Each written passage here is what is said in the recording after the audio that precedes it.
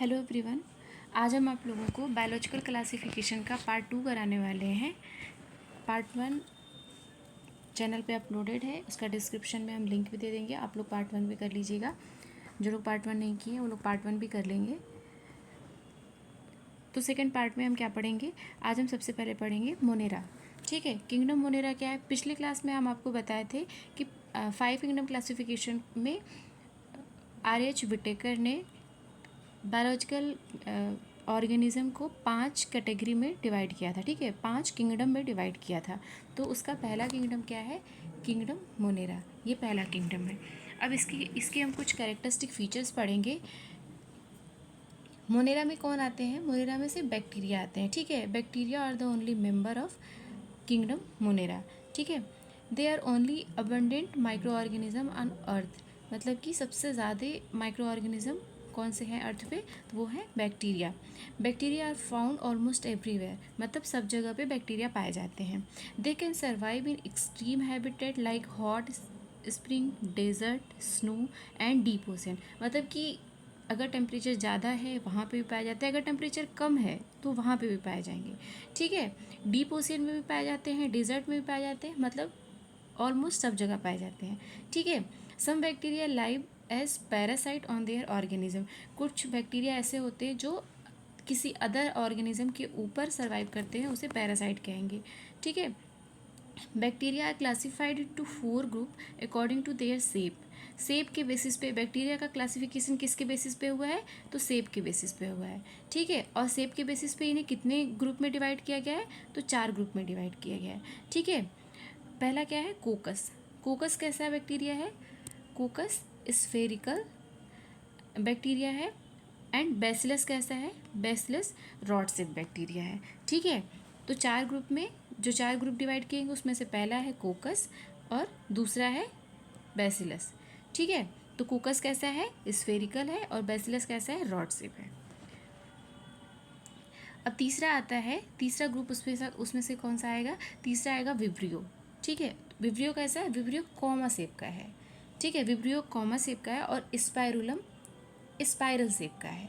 Spirillum कैसा है? Spiral shape का है। ठीक है, although bacteria have simple structure their behaviour is very complex, मतलब बैक्टीरिया बहुत ही सिंपल होता है, मतलब उसका स्ट्रक्चर बहुत सिंपल होता है, लेकिन उसकी जो एक्टिविटी होती है, उसके अंदर जो प्रोसेस होती है, उसका जो बिहेवियर है वो बहुत ही कॉम्प्लेक्स होता है। ठीक है, bacteria so great metabolic activity, मतलब इसकी जो मेटाबॉलिक प्रोसेस होते हैं, मेटाबॉलिक जो प्रोसेस होते हैं उसमें बहुत ही डाइवर्सिटी पाई जाती है, मतलब कि कई तरह की मेटाबॉलिक एक्टिविटी पाई जाती है। ठीक है, मेटाबॉलिज्म क्या होता है कि हम पिछली क्लास में, मतलब पिछले चैप्टर में पढ़ाए हुए हैं, तो अगर आप लोगों को नहीं याद है तो आप लोग एक बार फिर से देख लीजिएगा, अगर आप लोग को याद है तो बहुत अच्छी बात है। ठीक है, some bacteria are autotrophic and some bacteria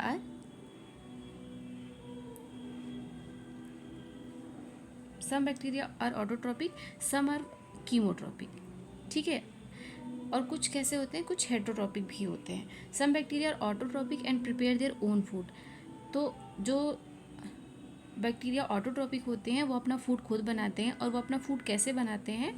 तो फोटोसिंथेसिस करके बनाते हैं। ठीक है, जो ऑटोट्रॉपिक बैक्टीरिया होते हैं वो या तो फोटोसिंथेसिस से अपना फूड बनाते हैं या फिर कीमोसिंथेटिक से बनाएंगे। ठीक है, कुछ बैक्टीरिया ऐसे होते हैं जो हेट्रोट्रॉपिक होते हैं।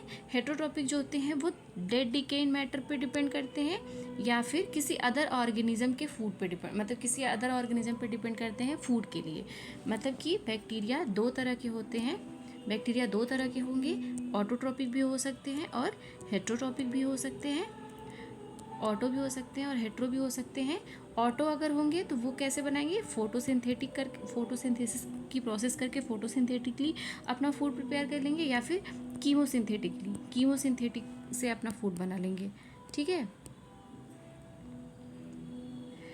और जो हेट्रोट्रॉपिक है वो डेड डिकेइंग मटेरियल पर डिपेंडेंट होते हैं, या फिर किसी और ऑर्गेनिज्म पे डिपेंडेंट होते हैं। ठीक,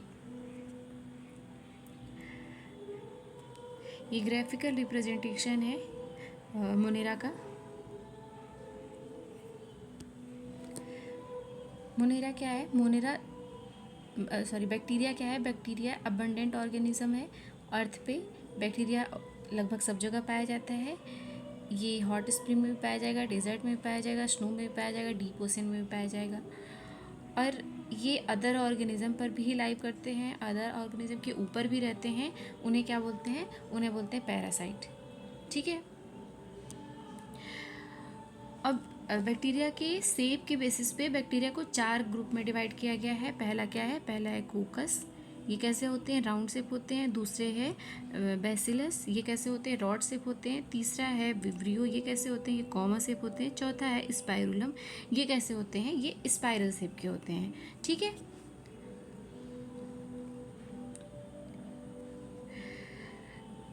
नेक्स्ट हम स्ट्रक्चर में पढ़ेंगे, स्ट्रक्चर और उसके बैक्टीरिया के या फिर मोनेरा के ऑर्गेनिज्म।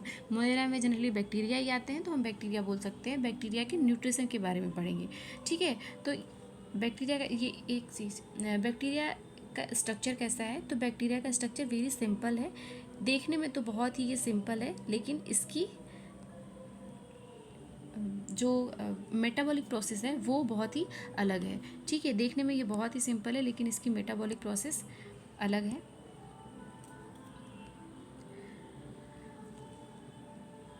न्यूट्रिशन कैसा है? तो न्यूट्रिशन हमने बताया, न्यूट्रिशन 2 तरह का हो सकता है। न्यूट्रिशन या तो ऑटोट्रॉपिक होगा या तो हेटरोट्रॉपिक होगा। ठीक है। ऑटोट्रॉपिक होगा तो कैसा होगा? फोटोसिंथेटिक या कीमोसिंथेटिक। फोटोसिंथेटिक हो सकता है या फिर कीमोसिंथेटिक हो सकता है। अगर हेटरोट्रॉपिक है तो वो डेड डिकेइंग मटेरियल पे डिपेंड करेगा या फिर किसी अदर ऑर्गेनिज्म पे डिपेंड करेगा।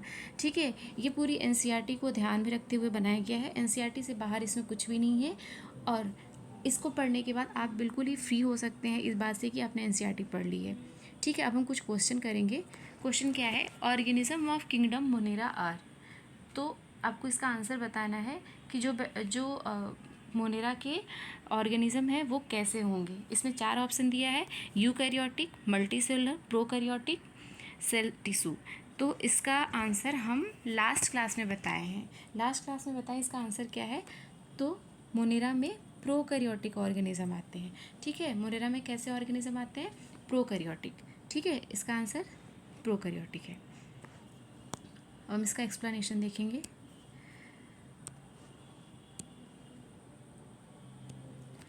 Monera organism are prokaryotic because they lack a true nucleus. ठीक है। इसमें क्या नहीं होता? इसमें ट्रू न्यूक्लियस नहीं होता है, एंड मेम्ब्रेन बाउंड ऑर्गेनल्स नहीं होता है। ट्रू न्यूक्लियस भी नहीं होता और मेम्ब्रेन बाउंड ऑर्गेनल भी नहीं होता है।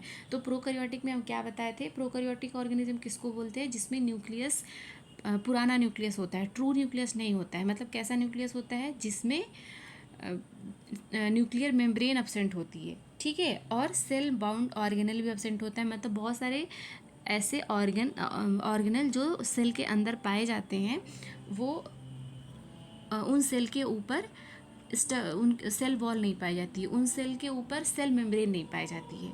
ठीक है। तो ऑर्गेनल बाउंड ऑर्गेनिज्म एब्सेंट होते हैं, ट्रू न्यूक्लियस एब्सेंट होते हैं। There genetic material is freely present in the cytoplasm. तो अगर ट्रू न्यूक्लियस नहीं है तो जेनेटिक मटेरियल जो होंगे वो कहाँ प्रेजेंट होंगे? पहले तो ये पता होना चाहिए कि जेनेटिक मटेरियल कहाँ पाए जाते हैं। तो जेनेटिक मटेरियल जो होते हैं वो न्यूक्लियस में पाए जाते हैं।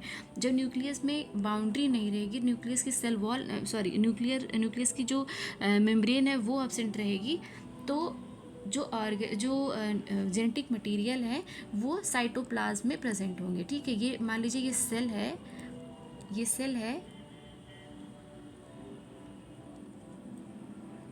और ये न्यूक्लियस है।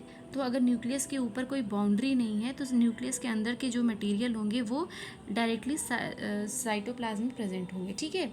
मोस्ट मेम्ब्रेन जो होते हैं वो यूनिसेलुलर होते हैं। ठीक है। प्रोकैरियोटिक के मोस्टली जो ऑर्गेनिज्म होते हैं वो यूनिसेलुलर ऑर्गेनिज्म होते हैं।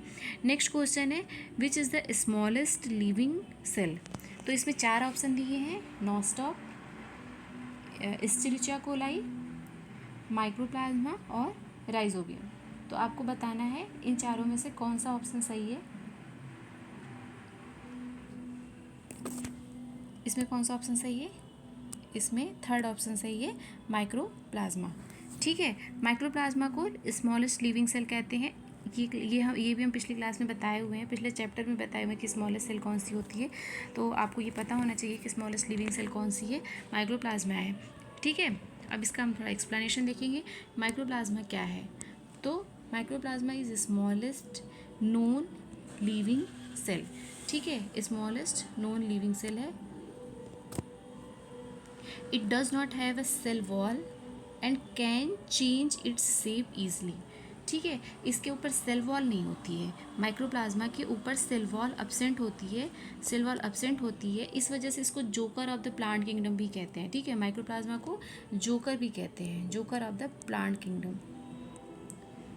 ठीक है, it belongs to kingdom Monera and survive it different environment.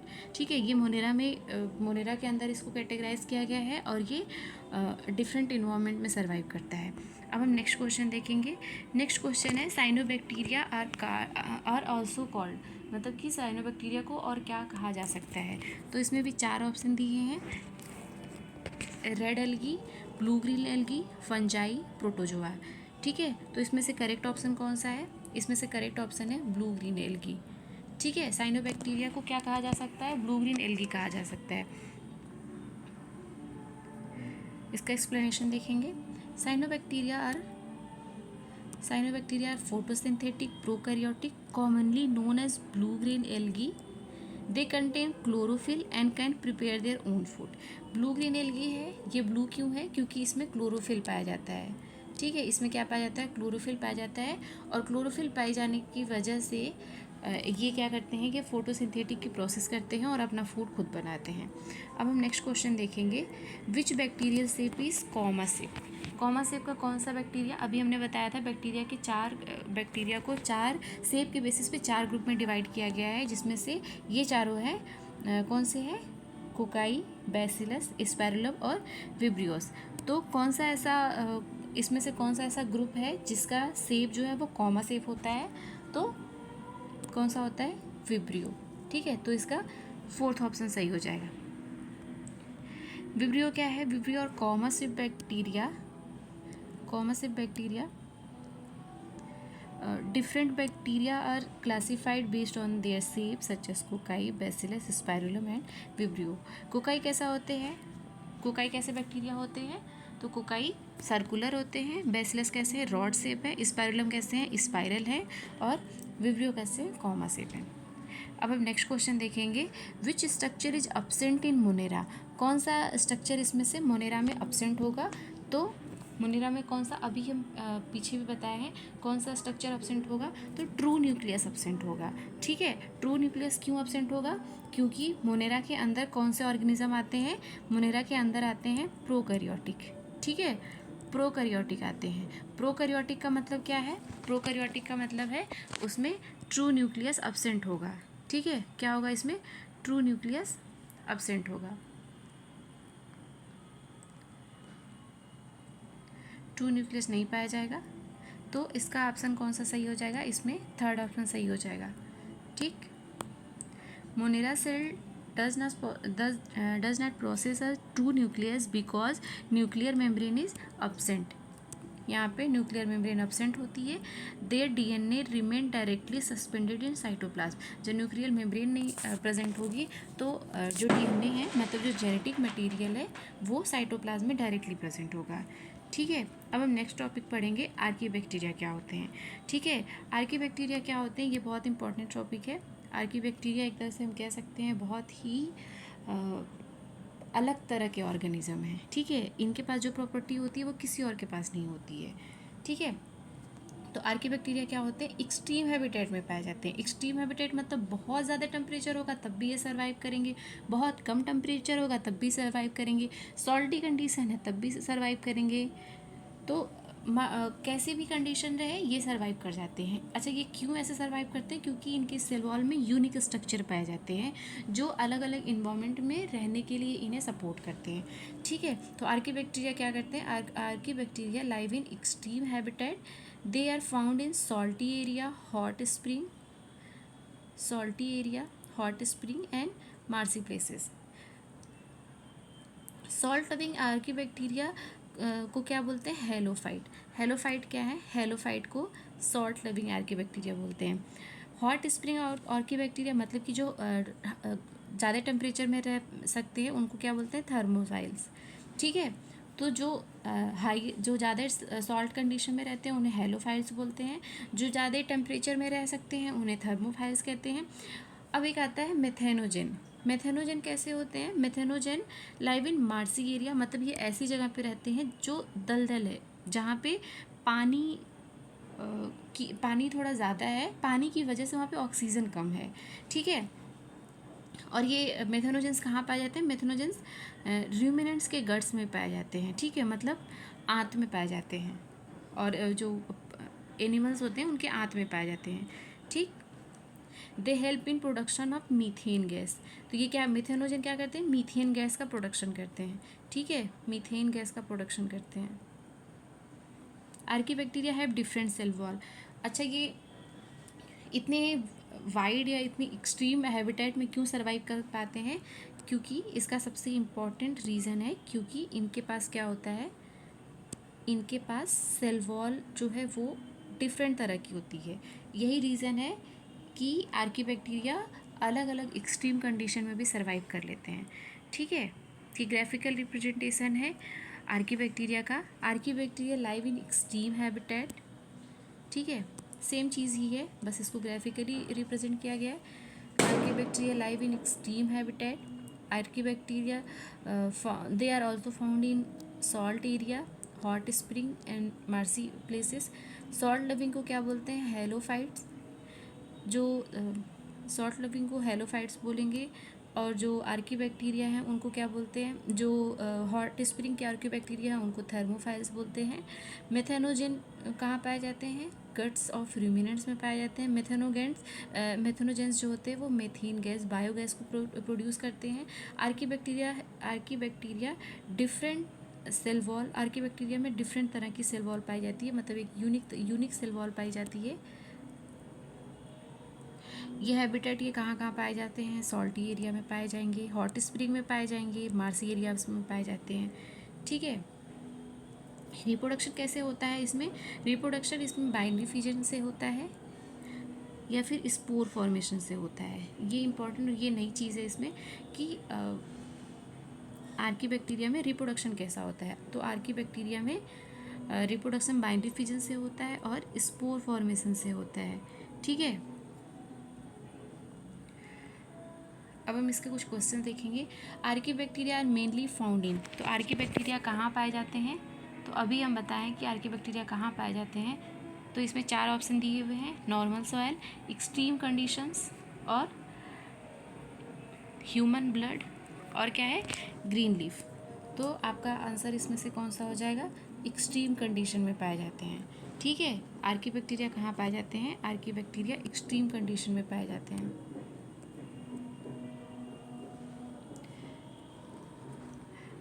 Archaebacteria are known for survival in extreme condition such as high salt concentration, hot spring, marshy area. Their cell wall structure is unique and help them tolerate harsh condition. मतलब कि इनकी जो cell wall होती है वो unique होती है, जो ऐसे हार्श कंडीशन को, हार्श इन्वायरमेंट को टॉलरेट करने में हेल्प करती है। This adaptability makes them different from ordinary bacteria. ठीक है, जो नॉर्मल बैक्टीरिया हैं उससे आर्कीबैक्टीरिया अलग कैसे हैं, उससे आर्कीबैक्टीरिया अलग इसलिए हैं क्योंकि इनकी सेल वॉल जो है वो यूनिक है। ठीक है, अब हम नेक्स्ट क्वेश्चन देखेंगे। विच आर्कीबैक्टीरिया प्रोड्यूस मीथेन गैस। तो मीथेन गैस कौन सी आर्कीबैक्टीरिया प्रोड्यूस करती है, अभी हम बताए हैं कि जो मिथेनोजेंस हैं वो मीथेन गैस प्रोड्यूस करते हैं। और ये कहाँ पाए जाते हैं, ये रूमिनेंट्स के गट्स में पाए जाते हैं, मतलब एनिमल्स की आंत में पाए जाते हैं। ठीक है, methanogens are archaebacteria that produce methane gas during anaerobic respiration. They are commonly found in marshy area and in the rumen of cattle. These organisms play important role in biogas production. ठीक है, अब हम next question देखेंगे। Halophytes कहाँ पाए जाते हैं, halophytes live in तो हेलोफाइट्स कहाँ पाए जाएंगे, इसमें भी 4 ऑप्शन दिया हुआ है। अभी हम बताए हैं कि हेलोफाइट्स कहाँ पाए जाते हैं। हेलोफाइल्स किसको बोलते हैं, जो सॉल्टी कंडीशन में रह लेता है, जो मतलब जो ज़्यादा सॉल्ट कंडीशन में रह पाए। ठीक है, तो कहाँ पाए जाएंगे, सॉल्टी एरियाज़ में पाए जाएंगे। ठीक है, हेलोफाइल्स क्या होते हैं, halophiles are salt loving archaebacteria, they survive in high salinity environment such as lake and salt lake and salt pan. Their body structure is adapted to prevent dehydration and salty condition. ठीक है, अब हम next question देखेंगे, thermo acidophilic क्या होते हैं। ठीक है, ये एक नया क्वेश्चन है। ठीक है, थर्मो एसिडोफिलिक कैसे ऑर्गेनिज्म होते हैं, तो या फिर बोल सकते हैं कैसे आर्क्यू बैक्टीरिया को थर्मो एसिडोफिलिक कह सकते हैं। तो थर्मो मतलब क्या होता है, टेम्परेचर, एसिडो मतलब होता है एसिड। ठीक है, तो जो ऐसे ऑर्गेनिज्म तो जो मतलब हाई टेम्परेचर में पाया जाए और एसिडिक कंडीशन में पाया जाए, उसको थर्मो एसिडोफाइल्स बोलेंगे, मतलब हॉट एसिडिक इन्वायरमेंट में पाए जाते हैं। ठीक है, अब हम इसका एक्सप्लेनेशन देखेंगे। Thermoacidophiles are archaebacteria that can tolerate in both high temperature and acidic condition. They are commonly found in hot sulfur spring. Their enzyme function efficiently even under extreme condition. मतलब जो एंजाइम फंक्शन है वो extreme condition में भी पाई जाती हैं। ठीक है, मतलब कि जो एंजाइम फंक्शन है वो काम कर पाता है एक्सट्रीम कंडीशन में भी। ठीक है, इसका नेक्स्ट क्वेश्चन है, the cell wall of archaebacteria is, तो कैसा होता है, यूनिक एंड डिफरेंट। कैसा होगा, यूनिक होगा और डिफरेंट होगा। बार बार बता रहे हैं, आर्कीबैक्टीरिया का जो सेल वॉल होता है वो यूनिक होता है, डिफरेंट होता है, इसी वजह से इतनी हार्श इन्वायरमेंट में या इतनी वाइड इन्वायरमेंट में ये सर्वाइव कर पाते हैं। ठीक है, the cell wall of archaebacteria is chemically different from that of eubacteria. ठीक है, यू बैक्टीरिया जो होते हैं उनसे अलग होता है। These unique composition provide protection against extreme environment condition. It is one of the major characteristic use to distinguish archaebacteria. ठीक है, अब हम नेक्स्ट टॉपिक करेंगे, यू बैक्टीरिया क्या होते हैं। ठीक है, यू बैक्टीरिया क्या होते हैं, you bacteria are called as true bacteria. ठीक है, यू का मतलब ही होता है ट्रू, जहाँ पर यू वर्ड आ जाता है उसको हम ट्रू समझेंगे। ठीक है, तो यू बैक्टीरिया मतलब ट्रू बैक्टीरिया, ट्रू बैक्टीरिया मतलब इसमें जो सेल वॉल होती है, ट्रू बैक्टीरिया मतलब कि जो बैक्टीरिया के सारे कंडीशंस को फॉलो कर रहा है। ठीक है, eubacteria are called as true bacteria, they possess a rigid cell wall. Motile eubacteria have flagella. Cyanobacteria are also called as blue green algae. इसमें जितने पॉइंट्स दिए हुए हैं ये सारे पॉइंट्स एनसीईआरटी में दिए हुए हैं और एनसीईआरटी में इससे बाहर कुछ भी नहीं है। ठीक है, cyanobacteria are photosynthetic autotrophs. Cyanobacteria जो होते हैं वो यूनिसेलुलर होते हैं, कॉलोनियल होते हैं और फिलामेंटस होते हैं। Their colony are surrounded by gelatinous sheath. ये जहाँ पे पाए जाते हैं उनके चारों तरफ जिलेटिनस सीथ पाई जाती है। ठीक है, some cyanobacteria fix auto atmospheric nitrogen in heterocyst. कुछ यू बैक्टीरिया होते हैं उनमें एक स्ट्रक्चर पाई जाती है जिसको हेट्रोसिस्ट बोलते हैं। और ये हेट्रोसिस्ट क्या करता है, हेट्रोसिस्ट के अंदर में एक प्रोसेस होती है जिस उस प्रोसेस के बाद क्या होता है, एटमॉस्फेरिक नाइट्रोजन को वो फिक्स करते हैं, मतलब कि नाइट्रोजन की कमी को पूरी करते हैं। बाहर से नाइट्रोजन लेने की ज़रूरत नहीं होती है, इन्वायरमेंट में जो नाइट्रोजन होते हैं उसी को वो अपने यूज़ के लिए फिक्स कर लेते हैं। ठीक है, नॉस्टॉक एंड एनाव, इसका एग्जाम्पल क्या है, यू बैक्टीरिया का अगर एग्जाम्पल पूछा जाए तो यू बैक्टीरिया में कौन से बैक्टीरिया आते हैं, तो यू बैक्टीरिया में नॉस्टॉक और एनाविना आते हैं। ठीक है, आपको आगे से हमेशा याद रखना है कि नॉस्टॉक और एनाविना यू बैक्टीरिया है।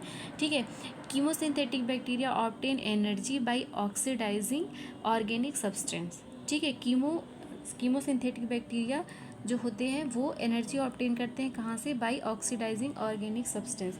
जो हेट्रोट्रॉपिक बैक्टीरिया है, ये हेटरोटॉपिक बैक्टीरिया डीकम्पोजर होते हैं। अभी हम थोड़ी देर पहले बताए थे, जब मोड ऑफ न्यूट्रिशन में बताए थे कि कुछ बैक्टीरिया ऐसे होते हैं जो डेड ऑर्गेनिक मैटर पे सर्वाइव करते हैं, उसे हेटरोटॉप्स बोलते हैं। ठीक है, तो यू बैक्टीरिया कैसे हैं, वो हेटरोटॉपिक बैक्टीरिया हैं जो कि डीकम्पोजर हैं। ठीक है, डीकम्पोजर का मतलब वो डेड ऑर्गेनिक मटेरियल पे फीड कर रहे हैं, अपना जो न्यूट्रिशन है वो डेड ऑर्गेनिक मटेरियल से ले रहे हैं, इसलिए उसको डीकम्पोजर भी बोलते हैं। Some bacteria are useful in curd formation and antibiotic production. कुछ बैक्टीरिया ऐसे हैं जो दही बनाने में यूज़ किए जाते हैं, मतलब कॉमर्शली भी यूज़ किए जाते हैं, और एंटीबायोटिक प्रोडक्शन में भी यूज़ किया जाता है, मतलब मेडिसिनली भी यूज़ किए जाते हैं। ठीक है, some bacteria cause disease like cholera, typhoid और टिटनेस। ठीक है, कि आपको याद रखना है, और आज और अभी के अभी ये याद हो जाना चाहिए कि कुछ बैक्टीरिया ऐसे होते हैं जो कोलेरा डिजीज़ या टाइफाइड डिजीज़ या टिटनेस डिजीज़ कॉज करते हैं। क्वेश्चन पूछा जाता है कि टाइफाइड, कोलेरा, टिटनेस, इसमें से कोई सा भी पूछ लिया जाएगा कि ये कैसे डिजीज़ है, बैक्टीरियल है, वायरल है, फंगल है, कैसे डिजीज़ है। तो आपको याद नहीं रहेगा, आप भूल जाएंगे, इसलिए आपको आज के आज और अभी के अभी इसको याद रखना है। ठीक है, bacteria mainly produce by fission. तो बैक्टीरिया मेनली कैसे प्रोड्यूस करते हैं, फिजन से करते हैं। ठीक है, under unfavourable condition they form spore, मतलब कि दो तरह से बैक्टीरिया रिप्रोड्यूस कर सकते हैं, या तो वो फिजन से प्रोड्यूस करे या तो वो स्पोर फॉर्मेशन करके करे। फेवरेबल कंडीशन होती है तो फिजन से करते हैं, जब अनफेवरेबल कंडीशन होती है तो स्पोर बना के करते हैं। ठीक है, mycoplasma lack a cell wall. Mycoplasma एक ऑर्गेनिज्म है, बैक्टीरिया है जो कि जिसमें सेल वॉल एब्सेंट होता है। ठीक है, इसीलिए इसको क्या बोलते हैं, joker of the plant kingdom. और माइक्रोप्लाज्मा जो है स्मॉलेस्ट लिविंग सेल है, अब तक की नोन स्मॉलेस्ट लिविंग सेल है। ठीक है, ये सिमिलर इसका जैसा जो हम ऊपर बताए हैं वही है, इसमें दिया हुआ है, इसका सिर्फ ग्राफिकल रिप्रेजेंटेशन है ये। यू बैक्टीरिया, अब हम क्वेश्चन देखेंगे यू बैक्टीरिया के। ठीक है, यू बैक्टीरिया और ऑल्सो कॉल्ड, तो यू बैक्टीरिया को क्या कहा जा सकता है, तो जो पहला सेंटेंस एनसीईआरटी में यू बैक्टीरिया में दिया हुआ है वो क्या है, वो यही है कि यू बैक्टीरिया कैसे होते हैं, यू बैक्टीरिया ट्रू बैक्टीरिया होते हैं। ठीक है, यू बैक्टीरिया कैसे होते हैं, यू बैक्टीरिया ट्रू बैक्टीरिया होते हैं।